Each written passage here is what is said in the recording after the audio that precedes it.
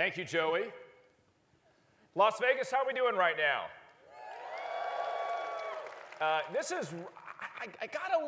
got the shivers, I was a little teary-eyed when I was walking around a bit earlier because we have 4 parties here to talk about running for the President of the United States. Here. First ever this cycle. And sitting next to me is the esteemed Dr. Jill Stein, the Green Party presidential nominee.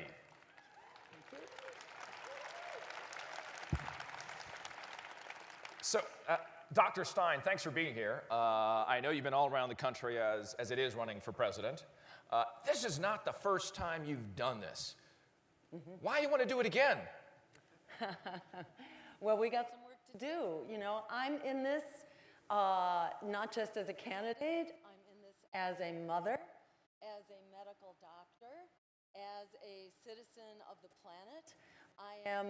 Are you hearing me okay? Checking? It's off and on. So maybe this is what we're going to do, Dr. Stein, because I don't want to miss a single iota. And what I've got here is the amazing microphone. There you go. All right. Yeah, so why running again now in 2016? I'm here as a mother. I'm here as a medical doctor. I'm here as a citizen of the planet, very concerned about where we're going. In this race, we're not just deciding what kind of a world we will be, but even whether we are going to have a world or not going forward. Looking at the crisis of climate change, especially for the Pacific Islands and the Asian nations who are so much in the target hairs, especially not only the storms that are hitting the Philippines, but the sea level rise, and so much of the Asian nations are living on vulnerable coastlines. But also to look at these expanding wars that there is no end to, that both Democrats and Republicans continue to spend half of our discretionary budget, nearly half of your income taxes, on these wars which are not making us safer, which are actually making us less safe, creating failed states and mass refugee migrations and worse terrorist threats, or to look at the threat of nuclear weapons, which has been revived and which our current administration would spend $1 trillion on to create a whole new generation of nuclear weapons. So I'm here as an outsider. I'm the one candidate that does not take money from corporations, from lobbyists, or from super PACs. So I am the only candidate in the race that is free to actually stand up for what we, the people, need. And we need a new way forward based on democracy, justice, and human rights, not just in America. We need an America and a world that is working for all of us, according to those same principles of justice. So you've laid it out for us there. Thank you so much, Dr. Stein. How would you describe what the Green Party is in one sentence? The Green Party is, again, the only party that's not taking that corporate money, the lobbyist money, and the super PACs. So the Green Party is the one party that can stand up for people, planet, and peace over profit and the future that we deserve. You made the juxtaposition, the choice, this A versus B.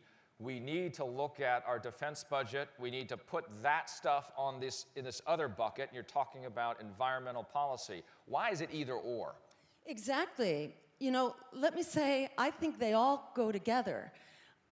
We not only need a defense budget that's not an offense budget, but we also need an economy that's working for everyday people, and we need a climate that's here for the future. We can't just have one of them.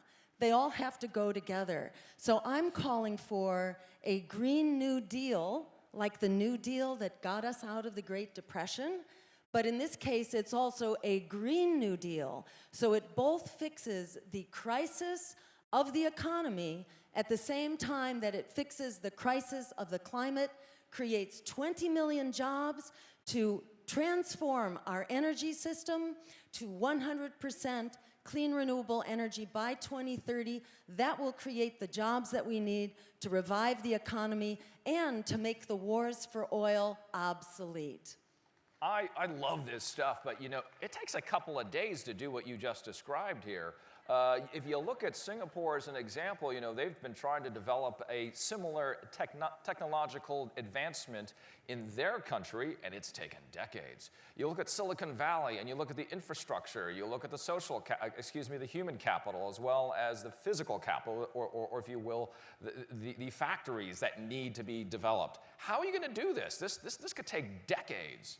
So I think the key thing here is to have a national leader who's actually telling the truth about, number one, the true emergency of the climate and the threat that it imposes, especially on low-lying nations and coastal population centers. Sure. But in addition, we need to tell the truth that we can actually do this by creating jobs. And, you know, we've done this before. In the Second World War, for example, we mobilized in a heartbeat. It took us 6 months, in fact, to go from an economy that was not prepared for that Dr. effort Stein, to one that was. It took us decades to reap the benefits of that investment that you're talking about, you know, the welfare paradox. In this case, give me the first step you would make to develop this new industry, if you will, this new core competency that you want for America. So it would be like having the New Deal during the Great Depression, which is another example of how we created millions of jobs when we recognized there was a national emergency. So the first step is actually creating millions of jobs and putting every American who wants a job back to work at a good wage, healthy job that's good for our communities, good for workers, and good for the planet. How long will this take, and how much will it cost? I'm sitting in Congress. Yes. I got to vote for this. Here's the great thing. It actually pays for itself, believe it or not. No, it cannot pay for itself. Let me tell you how. Number one, it makes the wars for oil obsolete, so we can cut the military that is draining $1 trillion a year from our resources. So we cut the military and we put that into jobs, our right to good, healthy, living wage jobs. And number two, I say this as a medical doctor, and I can give you countless studies to show it. We get so much healthier when we zero out the polluting fossil fuels, which cause cancer, which cause asthma, which cause heart attacks and strokes and all those things. The studies show we get so much healthier so quickly that our healthcare savings alone are also enough to pay the costs of this green energy transition. This is the good news they don't want you to know, because when people learn that we can actually do right by our climate, do right by our workers, and it pays for itself because we're getting healthy, you know, it's just the win-win-win that we urgently need. How do you get over this wrapper? Often when I introduce myself and they say, "Where'd you go to school?" I went to UC Berkeley. And immediately they say, "Oh, no, I don't have my Birkenstocks on, and I have not hugged a tree yesterday either." How do you react to that simplified idea of what you're talking about?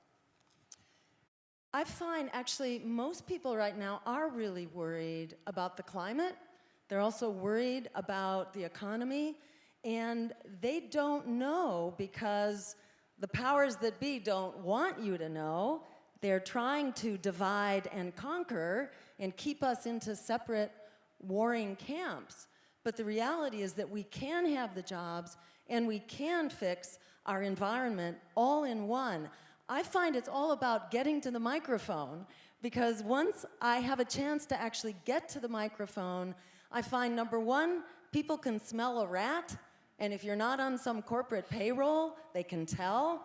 So it's not hard to persuade people that there actually is the kind of way forward. Polls show, in fact, that most Americans are really demanding substantive and really concrete action on climate change to solve this problem and to get jobs out of this as well. It's, you know, it's wonderful. I think she was making a jab at me, smelling a rat once they get to a microphone. I'm working on it, Dr. Stein. I'm working on it here. You're not a politician, are you? I'm not a politician, no.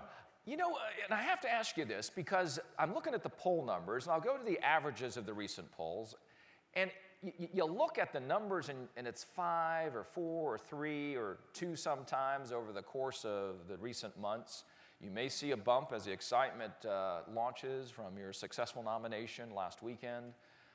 But you know, how do you justify to all of these voters that I'm not going to be throwing away my vote because I do like Dr. Stein? So first of all, remember, Donald Trump received $2 billion of free media as part of his movement up in the polls. This is according to a New York Times study. Hillary Clinton received $1 billion in free media. Bernie Sanders got about half as much, and I, to date, have received almost zip, yet we've come up in the polls from absolutely invisible to as high as 5, 6, and even 7%, which I would say is pretty amazing and reflects what the other polls tell us, that people are not happy campers with the candidates that we have who are the most disliked and untrusted in our history. Americans are looking for something else. They're looking for an honest broker that they can trust. I would say democracy needs a moral compass. It's not just about who you don't like the most or who you are most afraid of. That politics of fear has a track record. It delivered everything that we were afraid of. All the reasons you're told to vote for the lesser evil, we actually got all of those things by voting for the lesser evil. We're having a political reorganization, realignment in this election because the Republicans are kind of falling apart at the seams. I don't know what you're talking about. I haven't seen it. I don't see that at all, right? And the Democrats have kind of split with a lot of the Bernie Sanders supporters just not happy about their alternative. To that point, when we look at your platform, I mean, if we closed our eyes and, you know, we somehow altered the sound, we might say Dr. Stein, Bernie Sanders, you share a lot of the same perspectives on America. Why not support the Democratic Party, Dr. Stein? For the very reason that the Democratic Party sabotaged Bernie Sanders.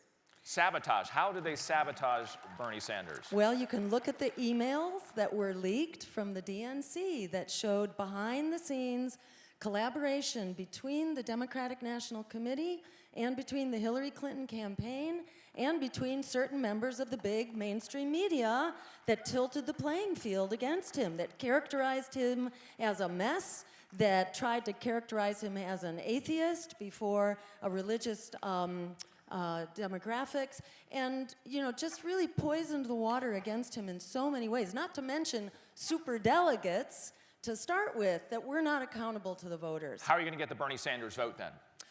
Well, they seem to be coming to me. When Bernie endorsed Hillary, that very night the floodgates opened into our campaign. Our donations went up 1,000%. People began flooding in as volunteers, helping with our ballot access drive and the rest. So they are very well networked. That's a self-starter campaign, and they're getting the word out. You brought up the point here, Dr. Stein, the value of earned media, the stuff that's out there that goes out for free. By the way, after today, you got $500 million. All right. Yeah, that's what this is right here. But if you got to raise $1 billion, they say, or $1.5 billion, whatever it is, to be successful. And I'm just looking at that hill that you're telling me about. If you're way down here, that's a long way to go. I hope you got good hiking shoes. Well, let me say that $1 billion creates politicians. They may be successful for them, but they're not successful for us. We need jobs. We need living wages. We have a whole generation of young people who are locked in student debt. We need to bail out the students. We bailed out the guys on Wall Street. How about we bail out a generation of young people? So what they did is not working for us. It's not working for our economies. It's not working for a generation that has no future, has no climate to inherit the earth with. We can solve these problems, but they won't be solved, unfortunately, by political parties that are funded by the big banks, by the fossil fuel giants, by the war profiteers, by the insurance companies. We need a politics of integrity that's for the people. And let me just add one thing. There are 42 million young people and not so young people who are trapped in this student loan debt right now. 42 million people have only one place to put their vote. I'm the only candidate that will cancel that debt. 42 million is a winning plurality of the vote. How will you pay for it? Well, let me just say we can pay for it the same way that we bailed out the banks. We created a thing called quantitative easing, big fancy language, but basically it means that the Fed can buy up that debt and then essentially cancel it digitally. So we have the capacity to do that. But folks don't like that. They don't like that. That's not the right way to do it. Well, some do. Well, except for that If person they're there. in debt, I'll tell you, if they're Yeah. in debt, And they like it a the lot. magic eraser is what you're saying. But folks don't like that. Critics Well, don't I'll like tell that. you, the economists don't like it if you don't make the economy more productive. But what would make the economy more productive than liberating an entire generation to actually do their passion, to do the things that they've been trained to do, to use their skills, to create the economy of the future? Dr. Stein, you have never held public office before. We sit here next to each other as a very successful politician in many different ways, not only receiving the largest number of votes as a woman candidate for President of the United States. Not only that, but many other reasons why you've been accomplished. But you've never run for office, you never held an office before. Actually, run for office, you've never held a public office before. So actually I have.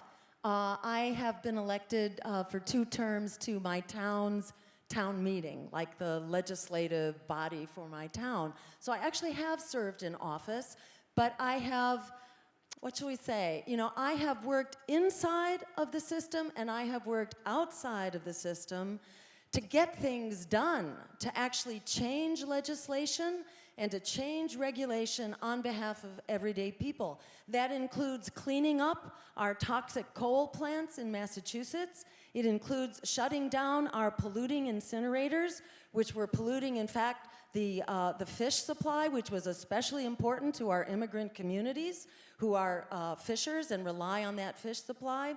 I helped get money out of politics. In my home state in Massachusetts, we passed public financing. We passed campaign finance reform as a referendum. So, and then unfortunately the Democrats in the legislature repealed it.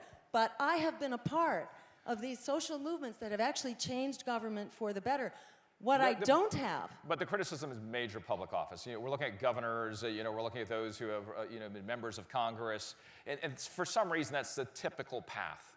Dwight Eisenhower actually did not serve in public office until he was elected president. And let me say, what I don't have is the experience of going behind closed doors and making secret deals.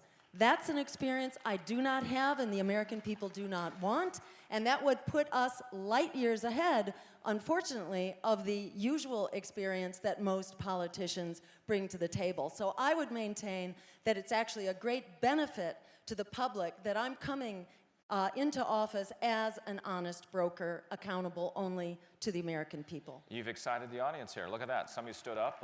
Would like to ask you a question, please.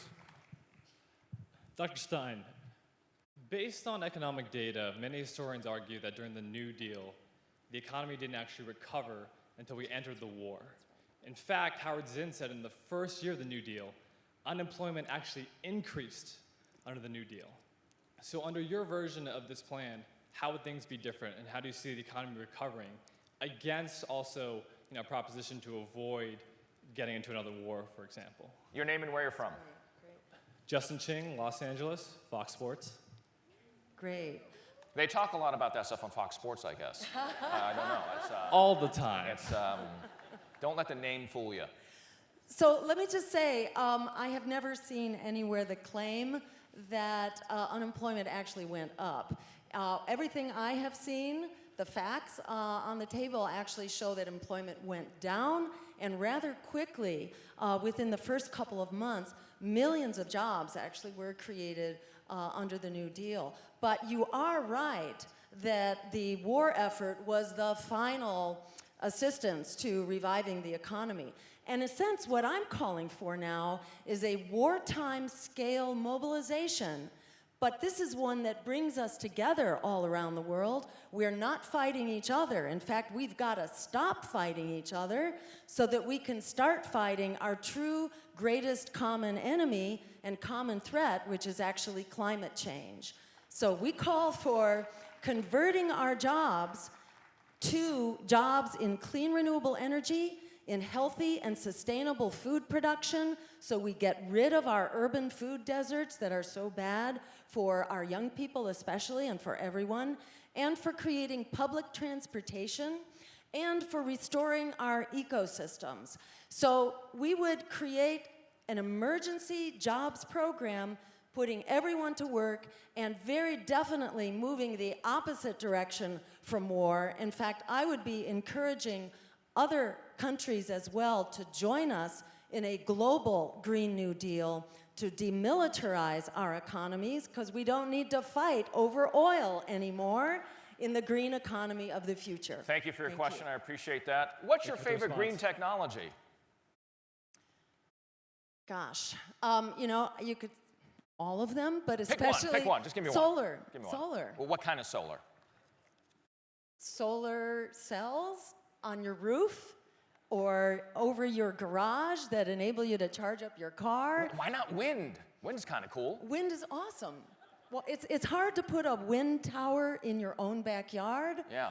But you can solarize your own home and go off the grid. And I'm calling for the financing that will make it possible for every community and every home and every rental apartment to go solar. You shouldn't have to have thousands of dollars in your bank account to afford that upfront cost. And that's one of the things that the Green New Deal will do. I dig the wave technology stuff, you know, that you put underneath and that we can start, it generates energy. And I'll stop talking and ask this guy for a question. Hi, Dr. Stein, Michael Yap. I'd like Where to are you from? I'm from New Jersey. Well, recently moved to California, so it's kind of fresh. California, I'll say. Do you have a diagram? So I'd like to switch it to this community that's in the hall. Can you describe some of your own personal specific successes working with the Asian Pacific American community? And then also, how do you see inclusion in our community in your cabinet, on the Supreme Court? How do you see that happening, touching on a few of the subjects that you know that are near and dear to our heart? Thank you for your question. First off, I have a question for you. What does AAPI stand for? Asian American Pacific Islanders, of course. You know, we were going to try to get a little bell that would go off, but we couldn't get that in time. Please, though, answer his great question there. So, you know, I've been working with grassroots groups forever, including as a physician and a public health advocate. So, the groups that I worked with to clean up our incinerators were based out of Lawrence, Massachusetts, one of the poorest communities in the nation, which has a very substantial population of Southeast Asian immigrants and other immigrants as well. We worked together in a broad coalition to advocate to close down these very polluting incinerators that were poisoning the fish supply that the fishers of those communities relied on for their nutrition. So that would be one way that I've worked with that community. You know, I think going way back, I've been an advocate for peace in Southeast Asia, fought against the Vietnam War, fought to close it down and bring our troops home, and to support the cleanup of the various pollution, including Agent Orange, that has created an incredible toxic threat throughout Vietnam and in other Southeast Asian countries. Let me bring it back, though. How important is this swing vote? They can swing outcomes in Ohio and North Carolina. We can look at Florida. We can look at Virginia. Hey, let's talk about Nevada, too. It's huge. It's absolutely huge. It can make the critical difference. And I think what you're doing here today, empowering people for their vote to have an impact and also to hold candidates accountable. I think what you're doing here today, having invited the presidential campaigns to come and speak to you and to answer your questions, this is what model citizenship looks like, and I applaud you for doing that.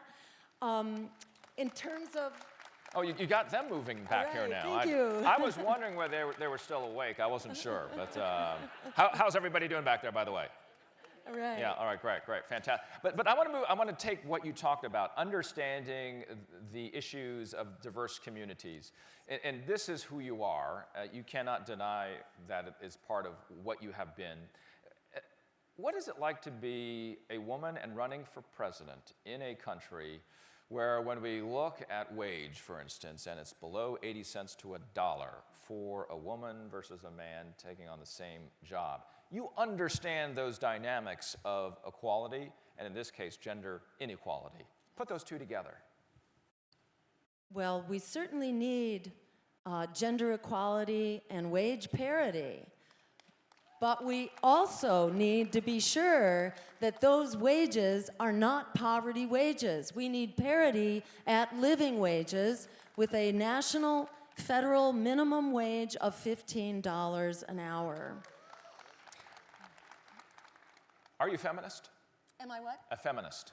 Yes, I would say I'm a feminist. You know, women deserve equal rights, of course. Is there any question about that? I can't imagine. When did you become a feminist? I'd say with the first wave of feminism, my dormitory at college was actually an all-women's dorm, and as feminism kind of rolled out in the late 60s, that's where I was, and we were all just, you know, our lives were transformed. And it certainly took me, I would say, years to be a part of that generational shift and to move from thinking of ourselves as second-class citizens to actually understanding that we have an equal right to justice and to health and to education and all the rest. And it's not just women, it's all of our underserved and disenfranchised communities and ethnicities and genders, exactly, and gender identities as well. How important is it for men to be feminists? Absolutely, yes, and I know plenty of them. And where are they? Come Where on board. are Feminists, raise your hand out there. In my view, feminists are humanists. They all go together. You got the crowd fired up over there. We've got a question right here on the right. Thank you so much for your question there, please. And by all means, yes, an Asian American Supreme Court justice. It's time. Oh, now you're just pandering to the audience. Come on. Test me. Test me, No. okay? Thank you so much, Dr. Stein. I appreciate it. Hi, Dr. Stein. My name is Kevin Lee. I'm from San Francisco, California. I'm a proud Cal alum, actually, myself. Go Bears. Go Bears. I'm curious to hear the Green Party's stance on immigration reform. What are your thoughts on that? Great. Thank you for asking. So we've really been ahead of the curve on immigration reform. We support a welcoming path to citizenship and celebrating the immigrant members of our society. We are a nation of immigrants, with the exception of Native Americans and African Americans who were brought here under force.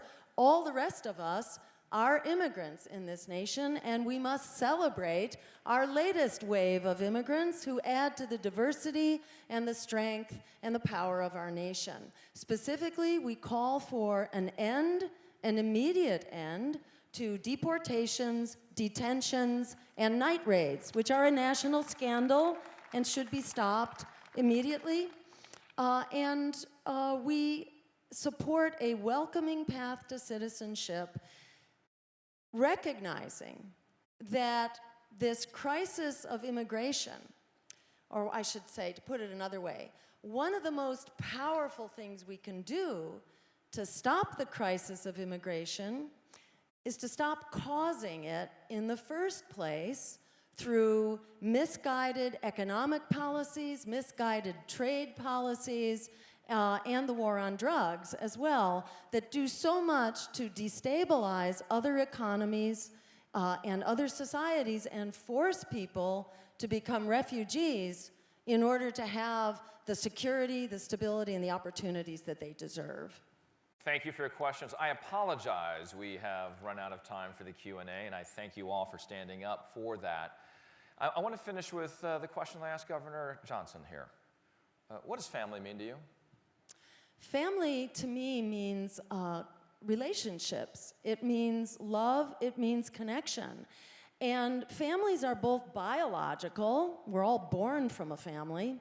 Some of us have a family, but some of us don't have a biological family, but we're all part of a human family, in my view. We are connected to each other through our communities, our cultures, through our nations, and as one people on one small boat, which is planet Earth.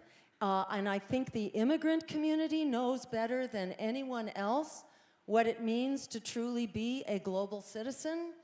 And to me, within that framework, we are all part of the same human family, striving for human rights, for democracy, and for justice. I have to ask this question because you and I talked about it, and they're telling me we got to get off the stage. But your parents, what did they teach you? My parents taught me to have a spine and to stand up for what is right. I grew up in the generation after the Holocaust from an immigrant Jewish family. My grandparents were immigrants who had fled persecution. And I learned from them that we have to stand up for each other, that we have to stand together, and we have to stand up for what is right and for human rights and justice. Dr. Jill Stein, Green Party presidential nominee, thank you so much. Thank you. Thank you so much. Thank you so much. Please. Yeah, take it with you.